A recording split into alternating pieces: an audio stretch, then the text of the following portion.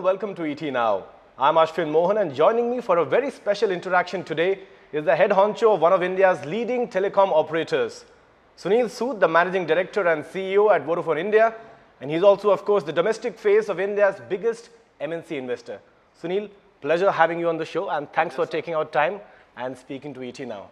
Let's kickstart this interview by taking a look at your financials in the first half of the year.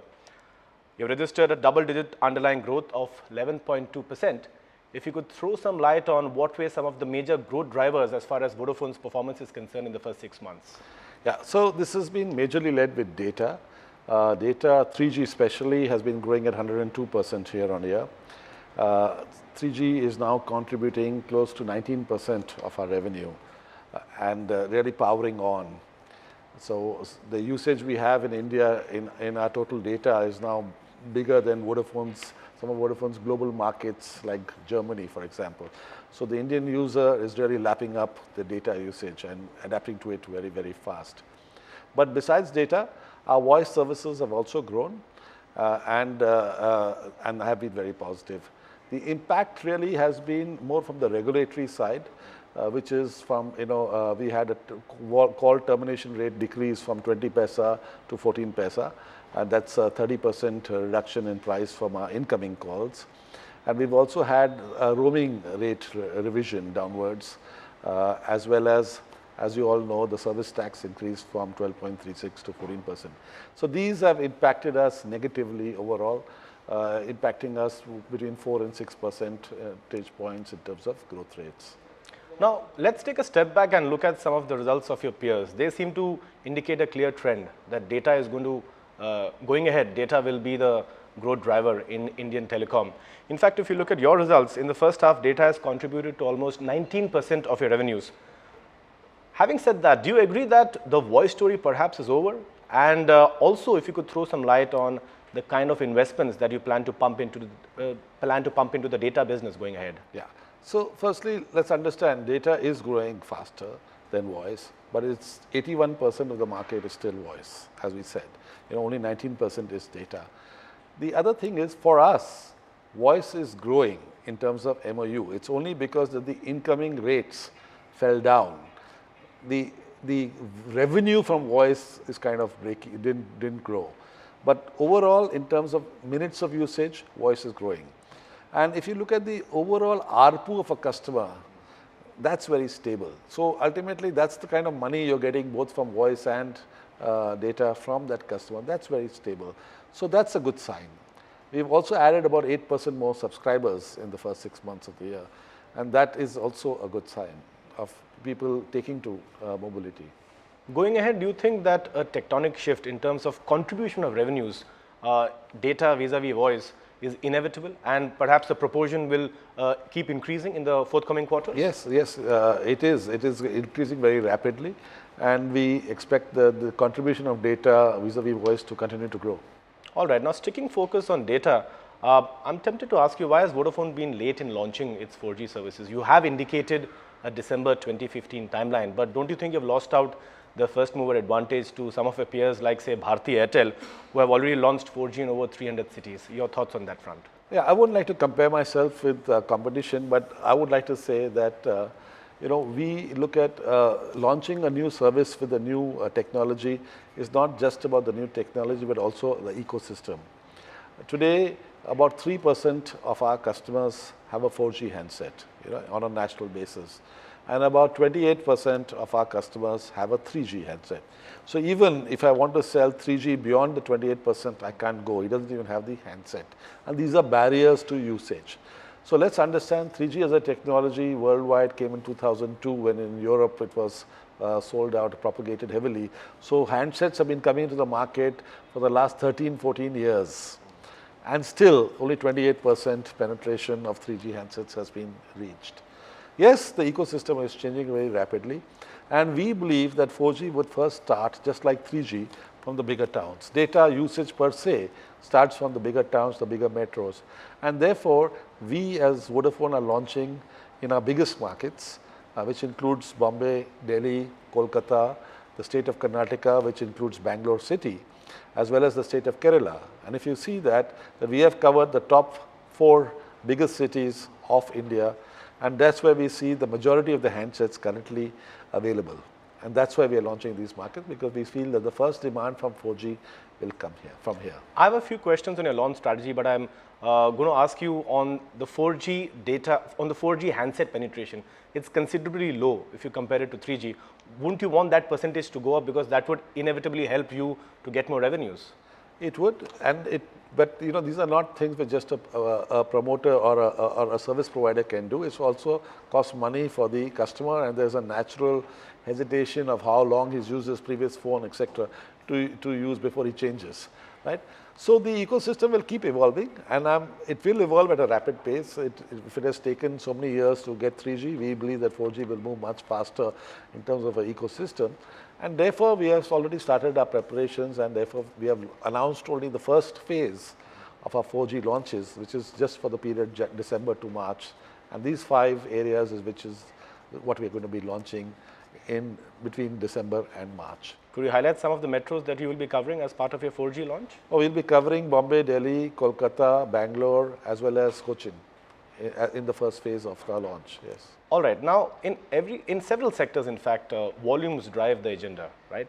And India is a volume-driven market. I'm also tempted to ask you, why has Vodafone decided for a 4G strategy which focuses on the metros rather than the other way around?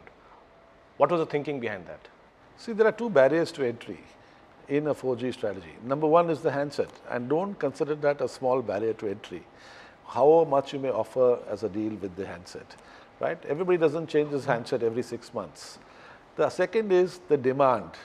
Now, India is a big country, and it has all kinds of customer segments. There are some people who want a Mercedes, and there are some people who want a Nano. Both the segments exist in this country. So while we will cater to the Mercedes people by providing them 4G, because their requirements and their data usage is like the top end of the world, you know, the best of Europe or the best of the Americas. They are very similar to them as customers. Their customer needs and wants are very similar. So for them, we'll be providing them 4G. But don't forget, there is also the guy who is just entering the internet market, and he would rather start on 2G because that's more cost effective for him. And for him, we provide the 2G services. All will coexist, the 2G services, the 3G services, and the 4G services. They will all exist, and they will all cater to the various segments. All right, Sunil, all the best with your 4G strategy in the coming months. Now let's look at the regulatory atmosphere. You've spoken about a few of the regulatory handicaps at the beginning of this interview. How do you perceive the recent call drop regulations from the government?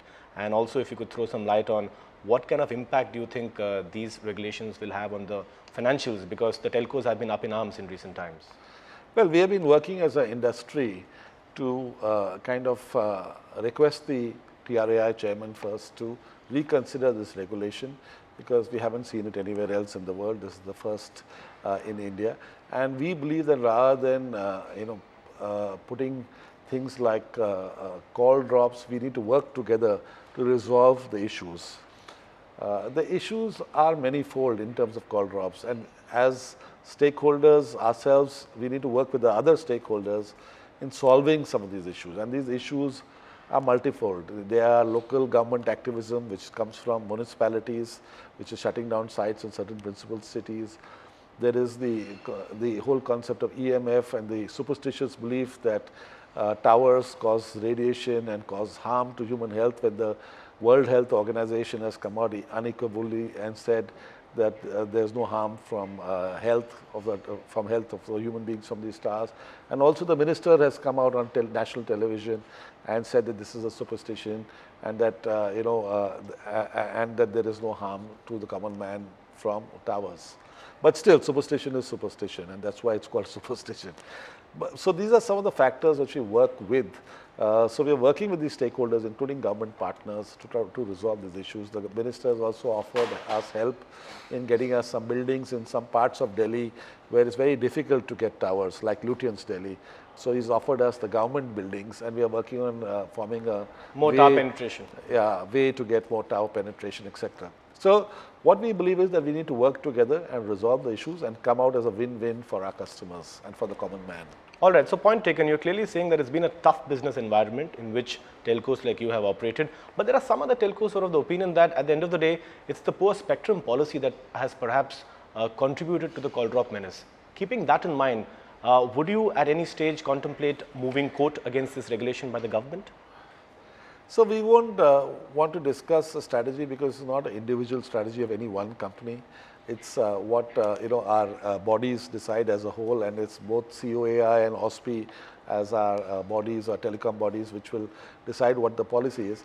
But right now we are just seeking, we have written a letter to try, and we have also written a letter to the minister seeking dialogue to help us discuss these issues so that we can resolve them for mutual benefit. So you're clearly looking to smoke the peace pipe. We would love to. If there is one aspect of the current regulations regarding call drops that you would perhaps want to be diluted and which could perhaps lead to a situation wherein both the government and the telcos could arrive at a middle ground, what would that aspect be? So what we are saying is that we need to resolve the problem.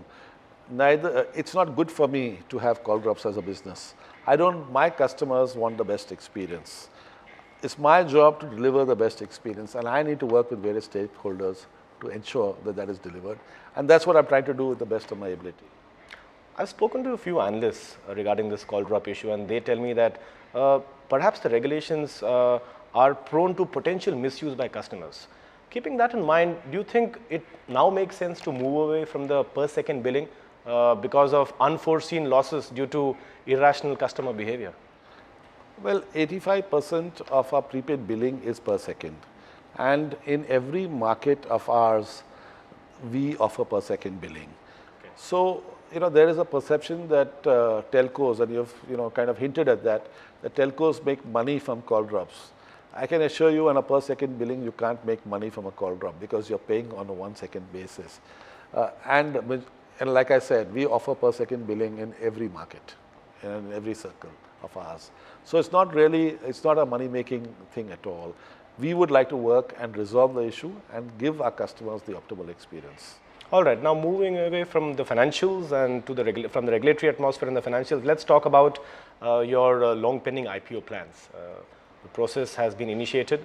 You've spoken about it publicly in the recent past. Can we expect a big bang IPO in 2016? Well, we haven't decided on when to do the IPO. What we have announced publicly is that we have started preparing for an IPO.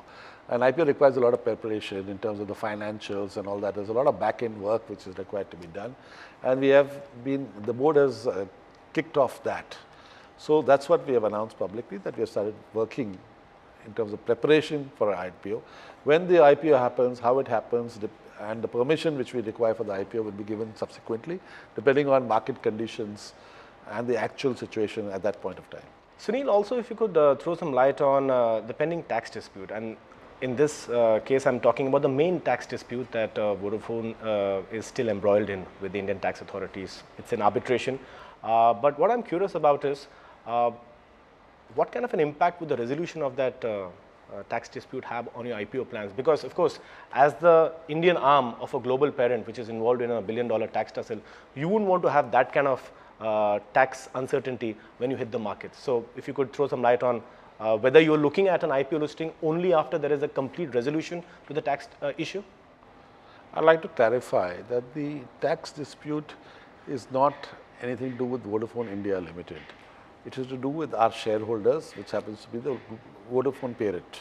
And that's at the time of acquisition of the Vodafone business from the Hutchison counterparts. Point taken. I'm talking about it as a niggling irritant. But it doesn't impact my P&L, and it's not in my financials. All right. So clearly that will not have any impact on your IPO plans going ahead. I can't comment on other things, but I can tell you it doesn't impact my financials, and it's a global shareholder issue, not an Indian issue. All right. On that note, we'll have to slip into a short break. Our conversation with Sunil Sood continues on the other side. Keep watching ET Now.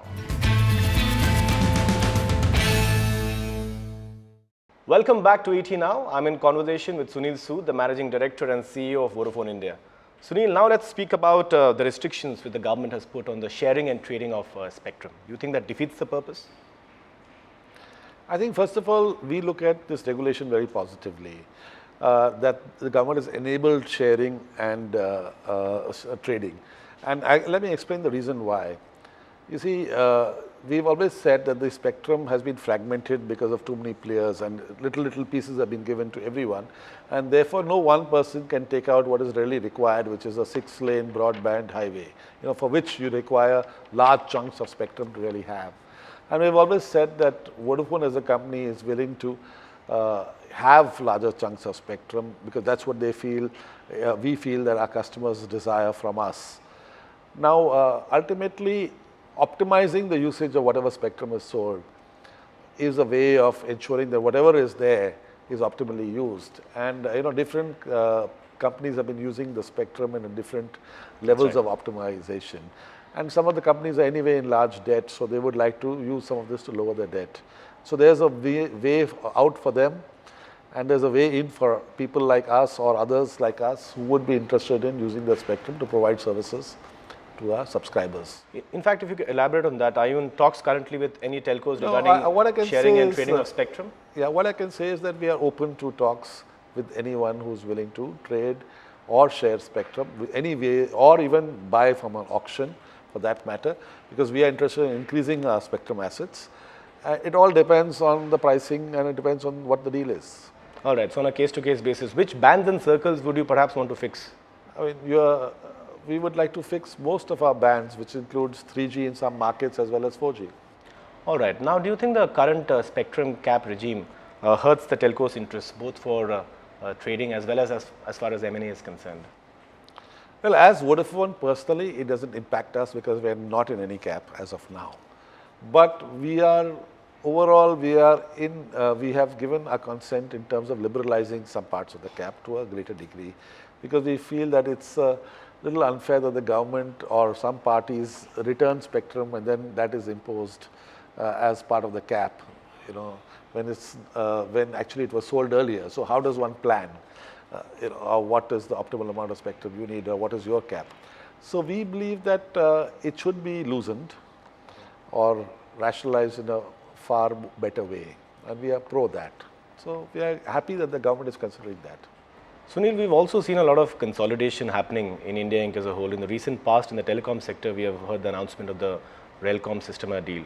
What are your thoughts on the consolidation climate, and will Vodafone be an aggressive M&A player in the coming days? Well, that's the first consolidation I have seen in the last many years, actually speaking. So do you think that will be the trigger? You can't say there are lots of consolidation happening in this market. I meant overall corporates. Yeah. And in telecoms, this has been the biggest deal. It all depends. See, like we have always said, that we are open to buying assets, because we feel that we need certain assets in terms to deliver great quality service and customer experience to our subscribers.